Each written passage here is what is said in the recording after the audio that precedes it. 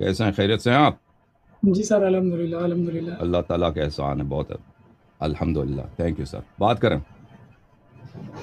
جی سر، الحمدللہ مجھے مولا کی معرفت عطا ہوئی ہے کچھ عرصہ قبل۔ میں اچھا۔ بیسیکلی بریلوی اہل سنت مسلک سے تھرو آؤٹ لائف میری گزری ہے، ہوں، تو کچھ ہی عرصہ قبل مجھے جو ہے نا مولا کی معرفت عطا ہوئی ہے۔ تو ماشاء لیکن اللہ۔ کچھ سوالات ہیں جو ابھی بھی تشنہ ہیں، جن کا سوال مجھے نہیں مل سکا، تو جی، اس حوالے سے میں کچھ پوچھنا کتنے چاہ رہا عرصے تھا۔ سے آپ شیعہ ہوئے ہیں بھائی صاحب؟ سر 2018 میں مجھے مولا کی معرفت عطا ہوئی ہے، 5 سال ماشاء ہو گئے۔ اللہ، الحمدللہ الحمدللہ۔ حکم کریں، کیا سوال کیا؟ سر بنیادی سوال کچھ میں نے جو ایک منٹ ہے مجھے دیں۔ ایک سر ہے آیت تطہیر کے متعلق، جی۔ آیت تطہیر، سورہ نور اور سورہ تحریم۔ اگر ان تینوں چیزوں کو سامنے ملاتے ہیں تو کیا پکچر سامنے آتی ہے؟ آپ مجھے بتائیں، مجھے نہیں معلوم آپ کے ذہن میں کیا ہے۔ سورہ تحریم، سورہ نور میں جیسے کہ حضرت بی بی عائشہ کی پاکی کا ذکر ہے، سورہ تحریم میں اس کے مخالف جو ہے تنبیہ کا ذکر ہے، جبکہ ہوں، آیت تطہیر جو ہے وہ بھی پاکی کا ذکر ہے۔ اب ان تینوں چیزوں کو جب ملاتے ہیں تو کچھ پکچر سمجھ میں نہیں آتی کہ کیا صورتحال سامنے بنتی ہے۔ دیکھیں سورہ نور کے جو آیات ہیں نا، میں آپ کی خدمت میں عرض کروں کہ اس میں آیت نمبر 22 میں قرآن لے کر ہوں۔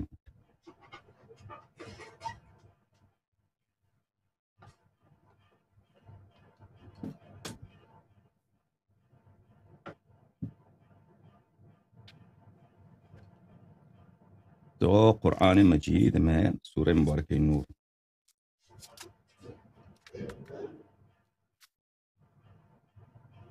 ان الذين جاءوا بالافك عصبة منكم لا تحسبوه شرا لكم بل هو خير لكم، یہ صفحہ نمبر 350 میں ہے۔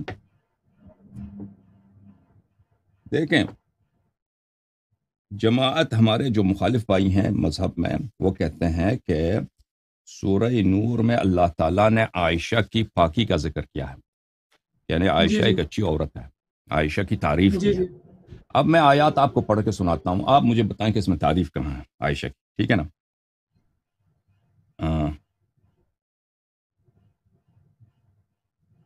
یہ ہے، یہ قرآن مجید فرقان حمید ہے میرے محترم ناظرین۔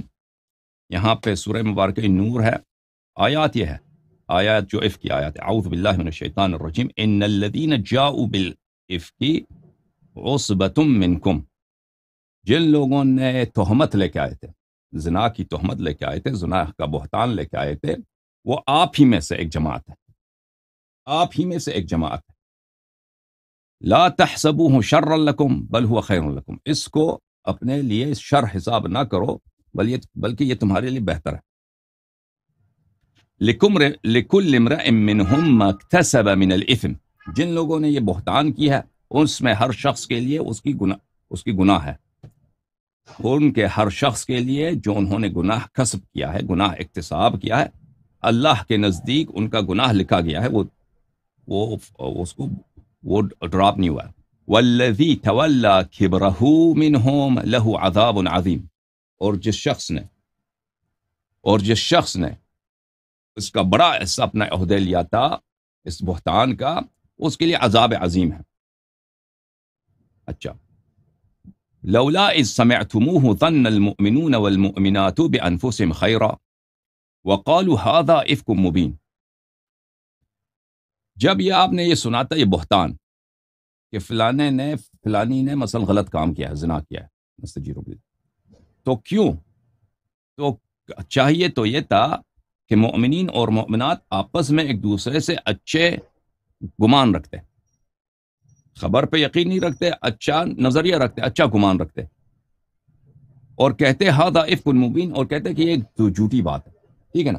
اب یہ آیت ہے وزیرو، اس آیت میں آپ مجھے بتائیں، تعریف کے الفاظ یہ ہوتے ہیں بھائی کہ میں کہہ دوں آپ مومن آدمی ہیں، یا اللہ تعالیٰ قرآن میں کہہ دے کہ فلانی بڑا مجاہد ہے، اس نے اللہ کے راستے میں جہاد کیا ہے، فلانی بڑا متقی ہے، فلانی مومنین میں سب سے عالم ہے، فلانی شخص اللہ اور رسول سے محبت کرتا ہے وہ جنتی ہے، یہ ہوتے ہیں تعریف کے الفاظ۔ اس میں کوئی تعریف، عائشہ کی تعریف نہیں ہے۔ پہلی بات یہ ہے کہ ہمارے نزدیک، ہمارے مذہب میں اہل بیت علیہم السلام کی روایات میں یہ ماریہ قبطیہ رضی اللہ تعالی عنہا کے لیے کہ ماریہ قبطیہ بہت خوبصورت خاتون تھی. آپ ہیں میرے ساتھ یا چلے گئے؟ جی جی بالکل میں ہوں. ماریہ قبطیہ بہت خوبصورت تھی اور اللہ تعالیٰ نے ان کو بیٹا عنایت کیا تھا.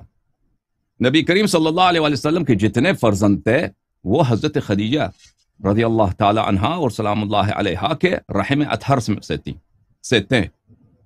جتنے اولاد تھے ان میں سے دو باقی دنیا میں نہیں رہے، صرف فاطمہ زہرا سلام اللہ علیہا زندہ رہیں. پھر ایک فرزند اللہ نے عطا کیا سیدنا ابراہیم علیہ السلام، جو نبی کریم صلی اللہ علیہ وسلم کے صاحبزادے تھے. مدینے میں ان کی پیدائش ہوئی ہے اور وہ کچھ مہینے 1 سال سے زیادہ ان کی عمر تھی، وہ دنیا سے چلے گئے تھے. تو وہ ماریہ قبطیہ رضی اللہ تعالی عنہا کے بطن میں سے تھی. تو عائشہ کی جو حسادت ہے ان سے وہ جماعت مخالفین کے کتب میں ثابت ہے کہ عائشہ حسادت کرتی تھی ماریہ سے کہ عائشہ کو اولاد نہیں ملی. عائشہ حالانکہ جوان لڑکی تھی، اس کو جب اللہ نے محروم رکھا، اس قابل اس لائق نہیں سمجھا کہ نبی کریم صلی اللہ علیہ وسلم کی کوئی اولاد اس سے ہو. حالانکہ اگر عائشہ کو اولاد ملتی، آپ جانیے کہ دنیا میں سب سے بڑا فتنہ وہی ہوتا. اگر عائشہ کو اولاد دیتا اللہ تعالیٰ، آپ جانیے کہ جو یہ وہ کرتے اہل بیت علیہ الصلوۃ والسلام کے ساتھ جس کا آپ تصور نہیں کر سکتے. اللہ تعالیٰ کی یہ حکمت تھی، اس کو اولاد ہی نہیں ملی. پھر جس کو اولاد ملی اس سے اس کی حسادت. اچھا، یہ ہمارے نزدیک ان سے متعلق ہے. آپ کے کتب، یہ مخالفین کے کتب میں مسلم وغیرہ میں بھی روایت موجود ہے کہ بہتان لگایا گیا جناب ماریہ قبطیہ پر کہ ان کے ساتھ ایک آدمی ہے، ان کے ساتھ غلط کام کرتا ہے. اور بخاری میں مسلم وغیرہ میں روایت موجود ہے کہ حضرت رسول اللہ صلی اللہ علیہ وسلم اپنے فرزند حضرت ابراہیم علیہ السلام کو دکھایا عائشہ کو، دیکھو یہ میرے شبیہ ہے یا نہیں ہے. شباہت کے متعلق کیا کہتی ہو؟ عائشہ کہتی ہے کہ نہیں وہ شبیہ نہیں آپ سے.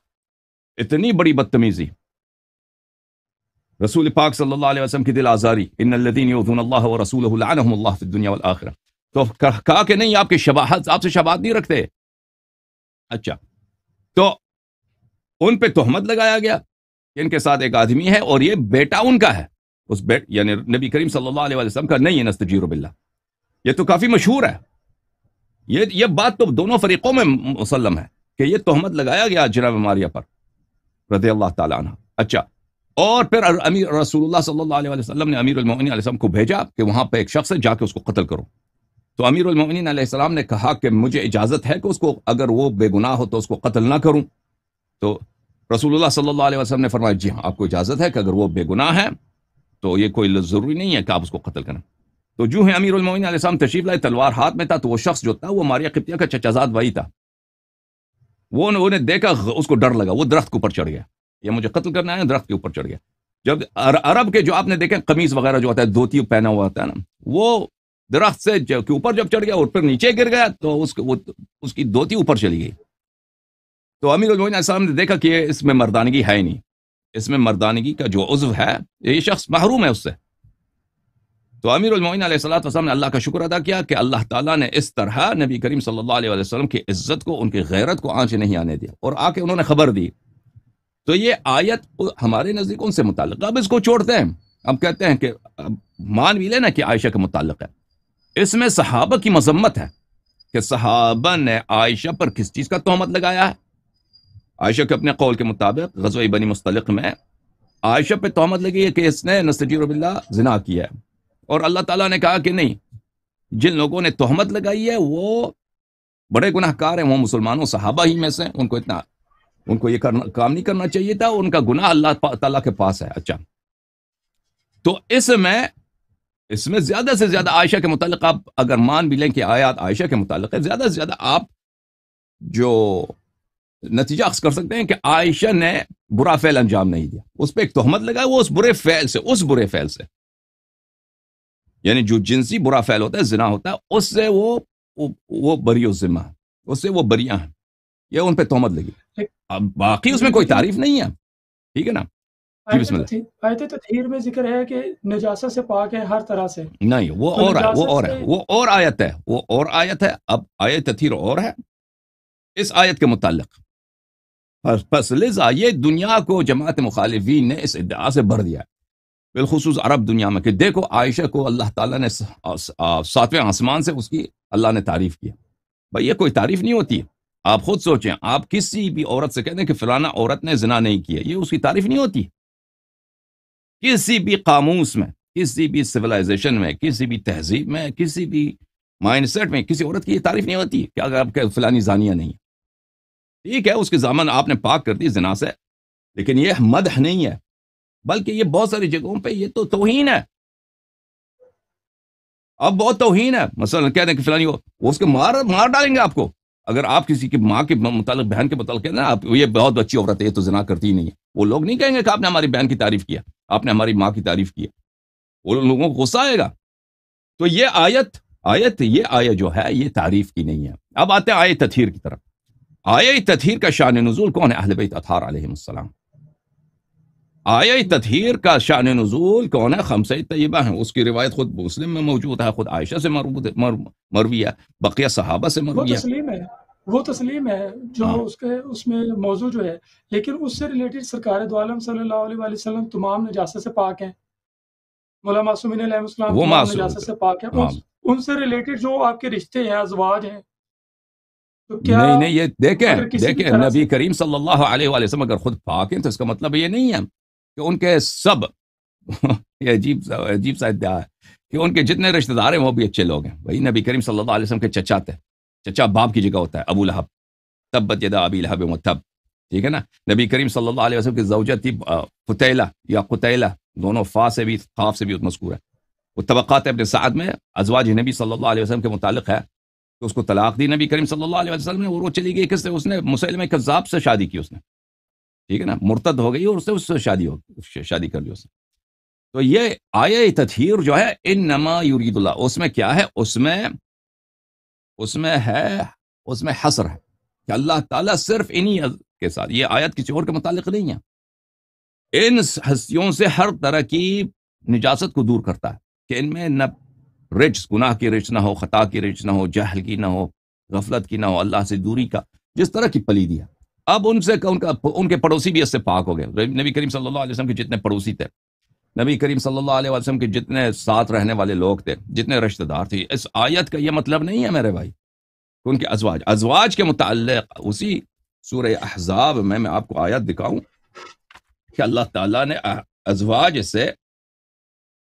ازواج نبی کریم صلی اللہ علیہ وآلہ وسلم سے ہر طرح کا جو ہے اتمام حجت کر دیا ہے. قرآن مجید میں اچھا ملاحظہ فرمائیں، اعوذ باللہ من الشیطان الرجیم. ازواج کے متعلق یہ ہے، یا نساء النبی صلی اللہ علیہ وآلہ من یأتی منکن بفاحشۃ مبینۃ یضاعف لها العذاب ضعفین. اے نبی کریم صلی اللہ علیہ وسلم کی نساء، یعنی آپ کے ازواج، آپ میں سے جو بھی شخص، آپ میں سے جو بھی کھلم کھلا برا کام انجام دے تو اس کی عذاب دگنی ہوگی. وَكَانَ ذَلِكَ عَلَى اللَّهِ يَسِيرًا، اور آپ کو دگنا عذاب دینا یہ اللہ کے لیے کوئی مشکل نہیں ہے. وَمَن يَقْنُتْ مِنكُنَّ لِلَّهِ وَرَسُولِهِ صلی اللہ علیہ وآلہ وسلم وَتَعْمَلْ صَالِحًا نُؤْتِهَا أَجْرَهَا مَرَّتَيْنِ وَأَعْتَدْنَا لَهَا رِزْقًا كَرِيمًا. اور جو قنوت ہوتا ہے طاعت کو بولتے ہیں، جو طاعت کرے آپ میں سے، تو نبی کریم صلی اللہ علیہ وسلم کے ازواج کے متعلق کیا ہے کہ ان کے متعلق اتمام حجت ہے. اگر عمل صحیح ہے تو عذاب دگنا، اگر عمل غلط ہے تو عذاب ڈبل، اور اگر عمل صحیح ہے تو کیا ہوگا؟ بھلے نؤتها اجرها مرتين، اس کو 2 مرتبہ اجر ملے گا. واعتدنا لها رزقا كريما، اور اس کے لیے رزق کریم، جنت میں بہت زبردست مقامات ان کے لیے اللہ نے تیار کیے ہیں. یا نساء النبی صلی اللہ علیہ وآلہ لستن كأحد من النساء ان اتقیتن. نبی کریم صلی اللہ علیہ وسلم کے ازواج کے متعلق حکم ہے کہ آپ کی دوسری عورتوں کی طرح نہیں ہے، کیونکہ آپ کا رشتہ ہے نبی صلی اللہ علیہ وسلم سے. آپ ان کی عزت، ان کی غیرت، آپ ان کی بیویاں ہیں، آپ سے لاحق ہوتی ہیں. تو آپ جو ہیں وہ دوسرے عورتوں کی طرح نہیں ہے، بشرط کیا؟ ان اتقیتن، بشرط تقوا کے، بشرط تقوا کے. ٹھیک ہے نا. تو آیہ تطہیر جو ہے خمسہ طیبہ کے لیے، اس میں ازواج نہیں ہیں. اب اس کا مطلب یہ نہیں ہے کہ انبیاء، بس حضرت نوح علیہ السلام بھی نبی تھے، وہ بھی مطہر تھے، معصوم تھے، اللہ نے ان کو بھی پاک کیا تھا. ضرب اللہ مثلا للذین کفروا امرأۃ نوح وامرأۃ لوط. حضرت لوط علیہ السلام نبی تھے، طاہر تھے، معصوم تھے، لیکن اس کا مطلب یہ نہیں ہے کہ اس کی بیٹیاں جو ہے، اس کی بیٹیاں تو پاک دامن ہے، یعنی اس کے جو بیوی ہے وہ غلط کام نہیں کر جی سکتی، جی بلکہ وہ تو پلید عورت تھی. جی سر.